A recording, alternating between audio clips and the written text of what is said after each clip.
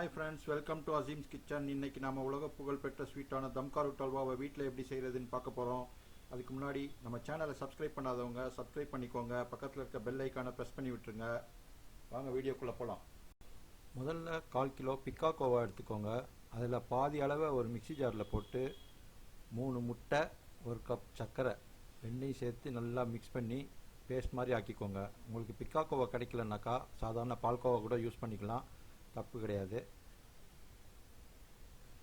இதை பேஸ்ட் மாதிரி ஆக்கி எடுத்ததுக்கப்புறம் மீதி இருக்க பால்கோவாவை அதே மிக்சி ஜாரில் போட்டு 1 கப் ரவை சேர்த்து அதையும் நல்லா பொடிச்சிக்குங்க. அதாவது ரவை பொடி ரவையாக இருக்கக்கூடாது, கொஞ்சம் தடியாக உள்ள ரவையாக இருக்கட்டும். இதையும் அந்த மீதி உள்ள பால்கோவாவையும் சேர்த்து நல்லா பொடிச்சு எடுத்துக்கோங்க இந்த மாதிரி. அதுக்கப்புறம் ஒரு வாணலி வச்சு நெய் விட்டுக்கோங்க. நெய் எவ்வளோ விடணும்னா நம்ம எடுத்தோம் பார்த்திங்களா மெஷர்மெண்ட்டு, அந்த மெஷர்மெண்ட் பால்கோவா மெஷர்மெண்ட்டில் 1/2 கப் எடுத்தால் போதும்.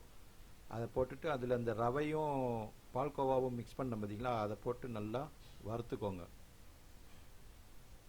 நல்லா வறுத்துருங்க, வாசனை நல்லா கமகமன்னு வருது. இப்போ இது கூட 1/2 லிட்டர் பால், எந்த பாலாக வேணா இருக்கலாம், கொஞ்சம் திக்கான பாலாக இருந்தால் நல்லாயிருக்கும்.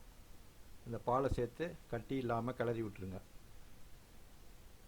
கரைச்சி விட்டுட்டு கொஞ்சம் நேரம் வேகட்டும். இந்த ரவை அதெல்லாம் பாலெல்லாம் நல்லா அப்சார்ப் ஆகி கொஞ்சம் திக்காக வரும். இந்த மாதிரி திக்காக வந்ததுக்கப்புறம் கொஞ்சம் கை விடாமல் கிளறிட்டே இருங்க, கீழே அடி பிடிச்சிரும். இந்த ஸ்டேஜில் நம்ம அரைச்சி வச்சுருக்கோம் பார்த்தீங்களா பால்கோவா முட்டை சர்க்கரை, அந்த பேஸ்ட்டை இது கூட ஆட் பண்ணிக்கோங்க. இது கூட ஆட் பண்ணிவிட்டு நல்லா கிண்டி விட்ருங்க கட்டி விடாமல். இது ஒரு 5 நிமிஷம் வேகணும். ரவை எவ்வளோக்கு எவ்வளோ நல்லா வேகுதோ அவ்வளோக்கு எவ்வளோ டேஸ்ட் கொடுக்கும். இப்போ மீதி இன்னொரு கப் சர்க்கரை இருக்குது பாருங்கள், அதை 7-8 ஏலக்காய் கூட சேர்த்து பொடி பண்ணி எடுத்துக்கோங்க. இந்த பொடி பண்ணி எடுத்ததையும் அந்த மிக்சர் கூட ஆட் பண்ணணும். இதை ஆட் பண்ணி நல்லா கிளறி விட்டிங்கனாக்கா இந்த சர்க்கரை கடைசியில் ஆட் பண்ணும்போது அது கொஞ்சம் இலகி கொஞ்சம் லூஸ் கொடுக்கும். அந்த மாதிரி தண்ணி மாதிரி ஆகிடும். கொஞ்சம் லிக்விட் பதத்தில் வர்றதை கொஞ்சம் தீயில வச்சிங்கனாக்கா அது கொஞ்சம் நேரத்தில் இறுகி கட்டி பதத்தில் வரும். அல்வா பதத்தில் வரும்போது பாருங்கள் லூஸாக இருக்குது. கொஞ்சம் நேரம் கழித்து நல்லா திக்காகிடும். அந்த திக்கான பதத்தில் வந்ததுக்கப்புறம் ஃபுட் கலர் எல்லோ கலரில் ஃபுட் கலர் ஒரு டீஸ்பூன் அளவுக்கு சேர்த்துட்டு அதை மிக்ஸ் பண்ணிவிட்டு நல்லா கட்டியானதுக்கப்புறம் இறக்கி இந்த மாதிரி ஒரு தட்டில் பரப்பி விட்ருங்க. ஃபைனல் ஸ்டேஜ் இனிமேல் தான் இருக்குது. இந்த மாதிரி பரப்பி விட்டு சமப்படுத்திடுங்க, ஃபுல்லாக லெவல் பண்ணிடுங்க. அந்த மாதிரி பூசின மாதிரி ஆக்கிடுங்க. இது மேலே வெள்ளரி விதைங்களை தூவி விட்டுருங்க.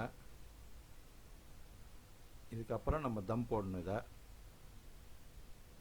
இதே அளவுக்கு இந்த தட்டு அளவுக்கு ஒரு மூடி இருக்கும், அந்த மூடியை எடுத்து இது மேலே வச்சு கரெக்டாக மூடிட்டு கேப் இல்லாமல் மூடிடுங்க. அடுப்பு மேலே ஆஃப் பண்ணிடுங்க. அடுப்பு ஆஃப் பண்ணிவிட்டு இது மேலே கங்கு இருக்குது பாருங்கள், அந்த கங்குங்களை இந்த ரோட்லலாம் பிரியாணி ஆக்கும்போது தம் போடுவாங்க பார்த்தீங்களா, அந்த மாதிரி மூடிக்கு மேலே கங்கு வச்சுட்டு ஒரு 10 நிமிஷம் அப்படியே வச்சு விட்டுட்டிங்கனாக்கா அந்த மேலே இருக்க லேயர் கொஞ்சம் டார்க் ஆகும். அதாவது அடி பிடிக்கும் பார்த்தீங்களா, அந்த மாதிரி டார்க் கலரில் வரணும். அதுதான் அந்த தம்கா ரூட்டுக்குள்ள டேஸ்ட்டு. தம் போடுறதுன்றதே அதுதான் அர்த்தம். பாருங்கள் இந்த மாதிரி. இது நான் கொஞ்சமாக போட்டிருக்கேன். நீங்கள் வேணும்னா இன்னும் ஒரு 5 மினிட்ஸ் ஜாஸ்தி வச்சிங்கன்னா இன்னும் கொஞ்சம் கருப்பாகும். அந்த கருப்பு கொஞ்சம் கசப்பு டேஸ்ட்டும் இந்த இனிப்பு டேஸ்ட்டும் சேர்ந்திங்கன்னா தம்கா ரூட் அவ்வளோ டேஸ்ட் கொடுக்கும். இப்போ நம்ம தம்கா ரூட் ரெடி ஆயிடுச்சு. டேஸ்ட் பண்ணி பார்த்துட்டு எப்படி இருக்குன்னு கமெண்ட் செக்ஷனில் கமெண்ட் பண்ணுங்கள்.